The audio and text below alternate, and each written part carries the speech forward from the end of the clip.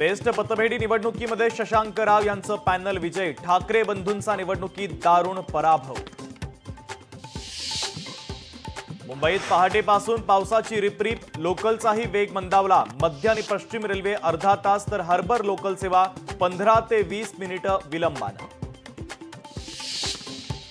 कोल्हापूरमध्ये मुसळधार पाऊस, पावसानं घराची भिंत कोसळली, 3 जण जखमी। मौजे मल्हारपेठमध्ये दुर्घटना।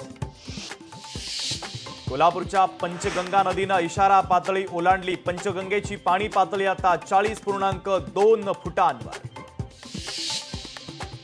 बिबट्यापासून त्रस्त नागरिकांचा नाशिकच्या वनविभाग कार्यालयावर मोर्चा, रक्षाबंधनाच्या पूर्वसंध्येला 4 वर्षीय मुलाला केलं ठार, तर 13 दिवस उलटूनही बिबट्या जेरबंद नाही, नागरिक संतप्त।